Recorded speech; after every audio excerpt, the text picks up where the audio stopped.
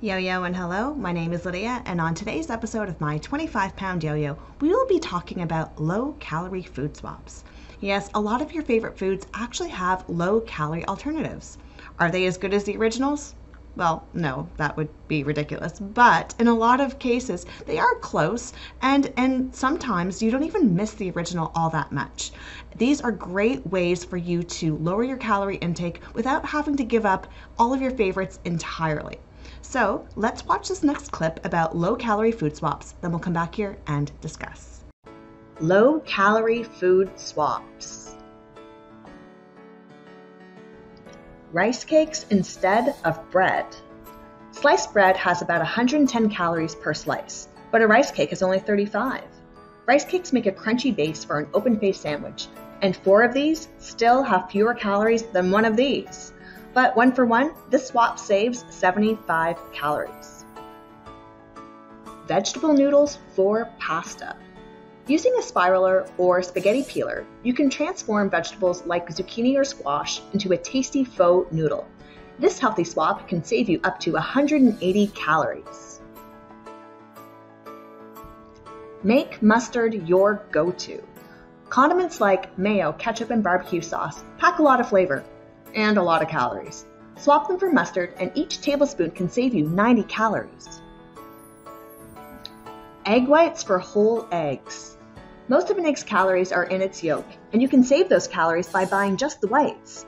Egg whites are great in omelets, French toast, baking, amongst other uses. Remember, a 72-calorie egg has 52 of its calories from the yolk and only 15 from the white. That's more than a 3-to-1 ratio.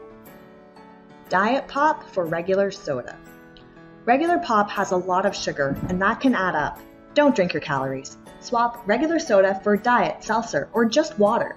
One swap drink can save you 140 calories. Back bacon for regular bacon.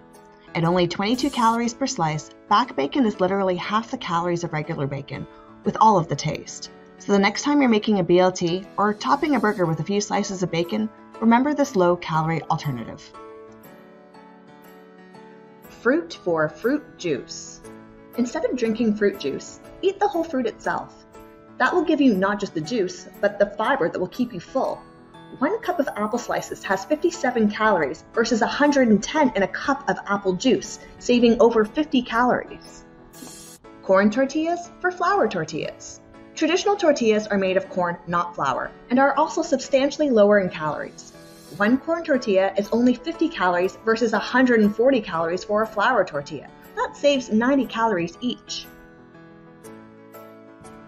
Lettuce wraps for buns. Instead of wrapping your burger in a bun, swap it for some leaves of lettuce. This fresh swap can save 120 calories or more depending on the type of bun you usually use. Grilled instead of fried. Grilled versus fried is more than just preparation. Fried food has extra calories from both the breading and the oil, and choosing a grilled chicken breast over its fried counterpart can save 120 calories or more. Transform your cauliflower. Cauliflower can be riced or mashed as a replacement for rice or potatoes. This healthy side dish swap can still let you enjoy your sauce without the extra 130 calories from the starch. So, with all these swaps, can I never eat the originals again? Not exactly. If your burger is not a burger without a bun, then don't give it up. But look at the areas in your diet where you aren't attached to the original. And even if you think you are, give the alternate a try. You might surprise yourself and actually like it. So there were a lot of different options in that video of things that we can make swaps for to make our diets a little bit easier and still allow us to have the volume of food that we need in order to prevent us from being hungry. Now, the first one I want to talk about is rice cakes instead of bread. And yes, I know bread is a lot more substantial and filling than a rice cake. But when you look at things like a sandwich, most of the calories in your sandwich are coming from the bread and not the filling. And I've noticed that I can make up for the volume that I'm losing in the bread with the toppings and still not hit the same amount of calories.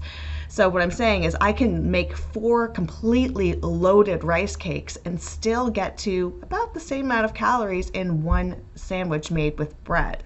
And so this allows me to play that volume game of having much, much more food for a lot less calories. Plus, I find that rice cakes give me a bit of a crunch, which also prevents me from doing things like adding potato chips to my sandwiches to make them a little bit more crunchy. I get it all in one go with a rice cake sandwich, and it has a fraction of the calories. Another one that I do a lot is the zucchini noodles.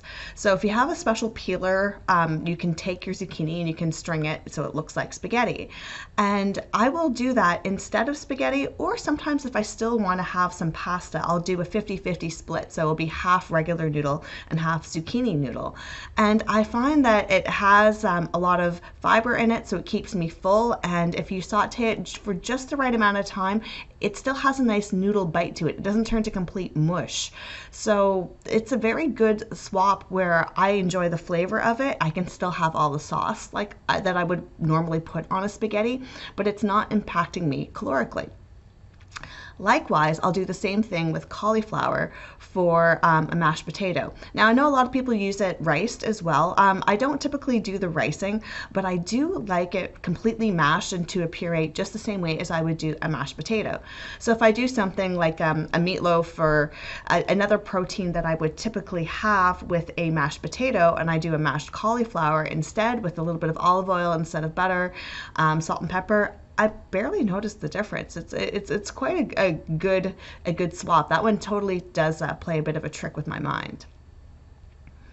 The next one I want to talk about is grilled versus fried. Now, this is a tricky one for me because this also falls into the, well, if it's not really the same as the original, I don't want to make that swap. And I would feel that way if I was comparing one for one, like let's say a piece of fried chicken versus a piece of grilled chicken.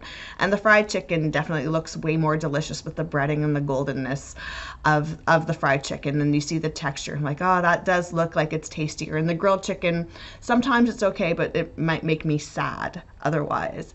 But if I'm putting that same chicken into something like a wrapped sandwich or putting it on a bun, do I really notice the difference then?